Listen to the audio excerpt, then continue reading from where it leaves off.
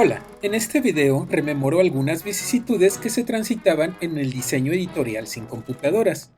Espero lo encuentren interesante. A la tarea de distribuir información escrita en párrafos y columnas para reproducirla mediante los distintos métodos de impresión profesionales, le llamaban, al menos en México, levantar tipografía. El redactor del texto normalmente lo entregaba mecanografiado, pero no era tan raro recibirlo escrito a mano. Con base en ese material, el diseñador planificaba cuánto espacio ocuparía en el impreso y cómo distribuirlo. Para ello, primero contaban todos los caracteres del escrito, incluyendo espacios. Cuando estaban mecanografiados se les llamaba golpes, en alusión al funcionamiento de las máquinas de escribir. Y como la cantidad de ellos en cada línea variaba muy poco de una a otra, multiplicando el número de golpes del renglón más largo por el total de líneas del documento, llegaban a un resultado lo suficientemente aproximado para hacer luego un cálculo tipográfico adecuado. Si el texto estaba escrito a mano, era necesario transcribirlo a máquina o contar carácter por carácter. Las editoriales agilizaban ese proceso solicitando la información en cuartillas.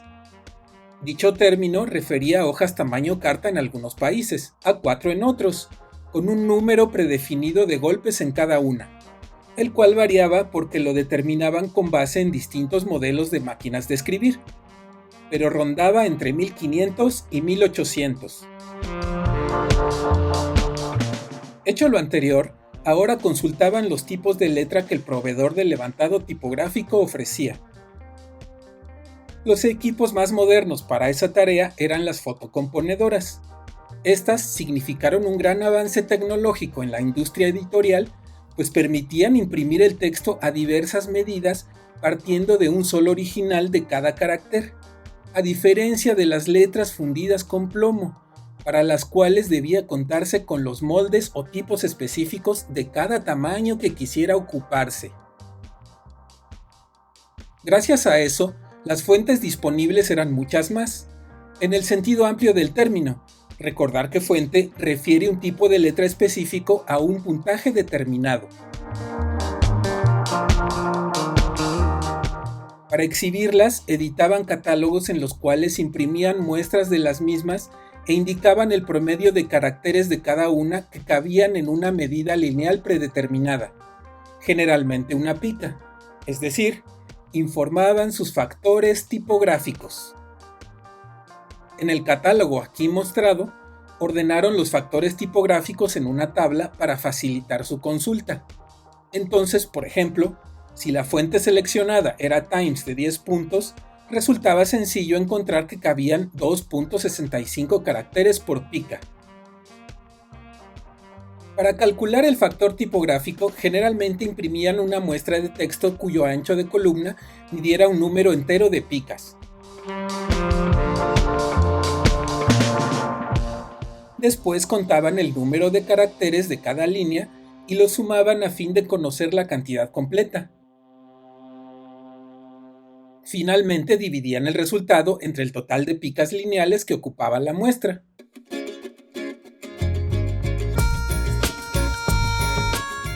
Algunos catálogos también incluían un manual de marcado tipográfico mediante el cual trataban de evitar malos entendidos en las indicaciones para formar el texto. Cabe agregar que en el medio editorial actual siguen utilizando códigos de marcado. Con esos datos, el diseñador ya podía tanto seleccionar el tipo de letra más acorde con su proyecto, como realizar el cálculo tipográfico para determinar el tamaño de la fuente y la medida de la interlínea. El proceso exacto a seguir variaba según las características de cada proyecto, pero en general se trataba de que toda la información cupiera en el impreso sin sacrificar su legibilidad.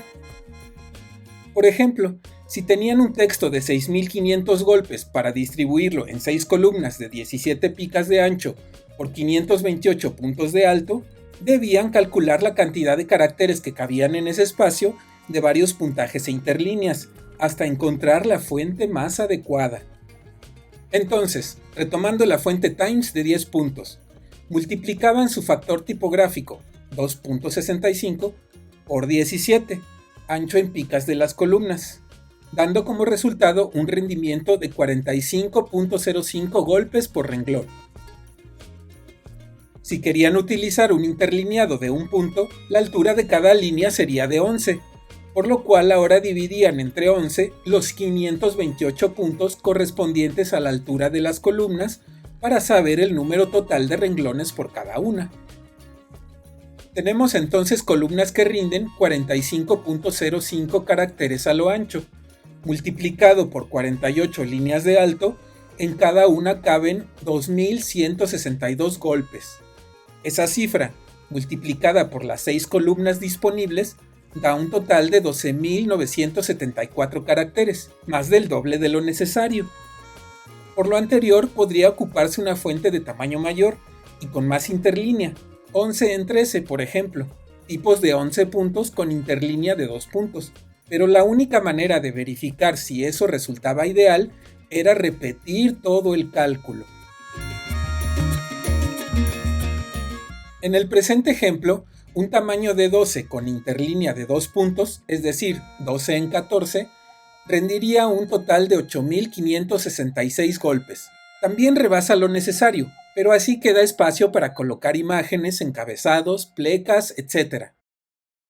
Ahora bien, el proceso que recreo aquí bastaba para proyectos simples, pero en impresos con más texto, gráficos y/o áreas vacías, se consideraba también el espacio que ocuparían todos esos elementos para realizar el cálculo. Con esa información ya era viable elaborar bocetos, y una vez autorizado el diseño, llegaba el momento de armar el original mecánico para la impresión.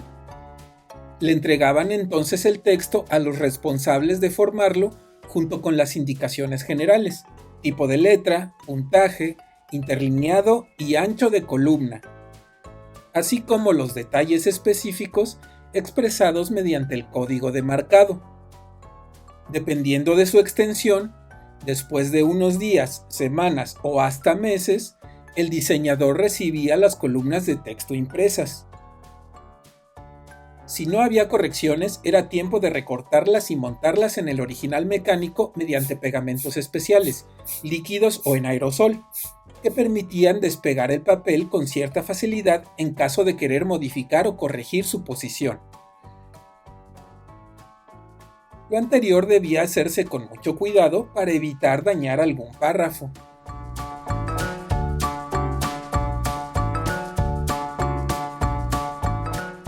Terminado el original mecánico, se entregaba a la imprenta o al servicio de fotomecánica para que elaboraran los materiales necesarios para la impresión. Mil gracias por ver este video y diviértanse diseñando.